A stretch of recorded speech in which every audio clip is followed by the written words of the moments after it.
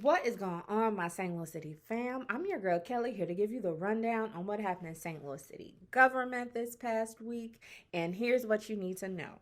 So, the first thing, there was an update provided on how the city's American Rescue Plan Act funding, aka ARPA, is being spent. So, the mayor's office, along with representatives from different St. Louis City departments, were present during this week's Housing, Urban Development, and Zoning, aka the HUD's committee. And it was a long, it was a lot of information presented, but it was super informative. And if you all want to check out the full presentation, please go to the City of St. Louis's YouTube channel and look at it. Like I said, it was very informative, and because it was so informative, I'm not going to be covering every single thing that was mentioned. So I want to say that first, because people are like, Kelly, you ain't even say nothing about that. So I'm just mentioning a couple of highlights, and y'all should head over to the YouTube channel because you can get the full report. So, to jog folks' memories, the city of St. Louis is slated to receive about $500 million in this ARPA funding. This summer, an ordinance was passed appropriating $135 million of this ARPA coin. And this is kind of how that funding will be divvied up. So $41 million going towards supporting housing relief, building a social safety net, $35 million supporting housing production and preservation, about $28 million supporting economic relief and direct cash assistance, $12 million supporting the re-envisioning of public safety, $10 million supporting other efforts, $5 million supporting COVID-19 response efforts, and $4 million supporting planning and administrative costs. So here are some of the highlights. About $10 million, a combined $10 million is slated to support the unhoused population in the city of St. Louis through emergency shelters, a call hotline, and centralized intake process, as well as wraparound services. The second installment of the city's Emergency Rental Assistance Program, aka ERAP2, which totals about $12.4 million, will be rolling out soon once the contracts are finalized. Something to note here is that there is coordination going on between the city and the county with the administration of these coins. Something else that will be rolling out soon, y'all, is the Real Estate and Personal Property Tax Relief Program. $500,000 of that, $500,000 has been earmarked towards those efforts. Something else I know people really want to know about is this targeted cash assistance program, aka them $500 checks. So here's the update on that. So there were over 14,000 applications received from St. Louis City residents requesting, to get that $500. They had to close the application because there's funding available to provide payments to 9,300 folks. Again, over 14,000 applications received, but funding available for 9,300 St. Louisans. Just over 3,000 folks to date have received the $500. So the biggest holdup in getting this money out has been that the city's actually following up with folks that have submitted incomplete applications. So instead of just kind of tossing them out to the side, throwing them in the trash, they're literally calling these people to make sure that they're able to complete their application so it can be considered and processed, right? So they have gotten additional volunteers to help with that. Something else that was discussed was how people have been spending this $500. So they've been spending it on food, utilities, their cell phone bill, and also purchasing stuff at the dollar store.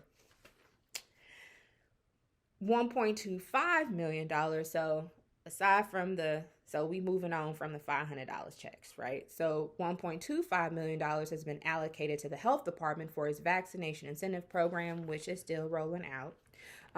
Again, like I mentioned, there's more things I didn't mention, but head to the City of St. Louis's YouTube page to get the full presentation. Something else I did want to lift up is that there will be quite a few RFPs or requests for proposals that the city will be issuing out, y'all, really requesting organizations to provide services and get paid when it comes to just rolling out these ARPA related programs. So there are two I wanted to lift up. So one RFP will be reissued for community-driven food production efforts.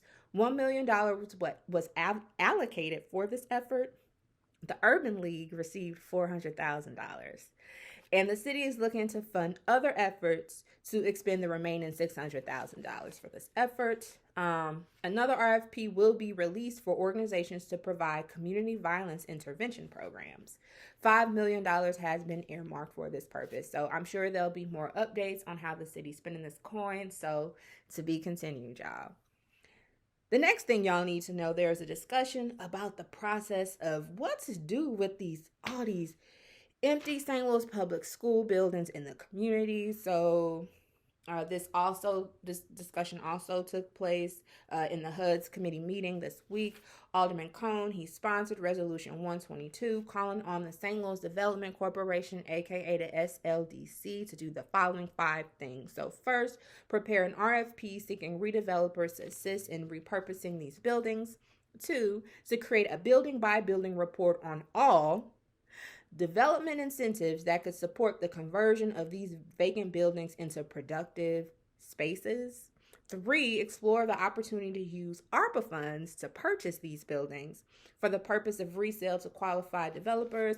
4, analyze the cost of contracting for professional services for the creation of feasibility plans to help attract top-notch developers to stabilize the buildings to prevent them from further deterioration. And 5, lastly, but certainly not least, report their findings to the HUD's committee once available and within 120 days of the passage of this resolution. So there were quite a few people that showed up to provide testimony about the resolution. One of these folks was Mike Jones, who, no, not that Mike Jones, not the rapper, y'all. This Mike Jones serves as the St. Louis Public Schools District Legislative Liaison, and he spoke to the growing partnership between the St. Louis Public Schools District, the City of St. Louis, and also the SLDC. But what he could not speak to was the St. Louis Public School District School Board's position on this resolution. And I gotta say, Alderman Jeffrey Boyd, he got a little fussy with Mr. Jones because he was just speaking about, some of the deteriorated school buildings in his ward. Specifically, he mentioned Hempstead School and how there had been like a fire. There have been multiple fires to the building. And, it's just been sitting there just deteriorating for years and years and years. And he's like, look, Mr. Jones, what will it take for a St. Louis public school building to be demolished? And Mr. Jones' response, brother, I got nothing for you. I can't answer that question for you. So aside from Mr. Jones' testimony, there were also a number of community members, as well as a representative from the local teachers union, speaking out against the passage of this resolution. So some of their concerns, including the following: that ARPA funding should be used to address other community needs. Also, who would these developers be? Another issue raised was that the buildings will be sold to charter schools. And then something else that was mentioned: there needs to be more input from the St. Louis Public Schools Board. So Alderman Cone, he wanted to make it known. He wanted to clarify something and say, look, this resolution is asking SLDC to engage with St. Louis Public Schools, right? So with the board, with the superintendent, with their real estate folks, who come up with a plan specifically on how to address these buildings that have been deteriorating and vacant for years in communities. That's it. So what was the verdict? The school board and Superintendent Adams, so the HUD's committee said, let's pause.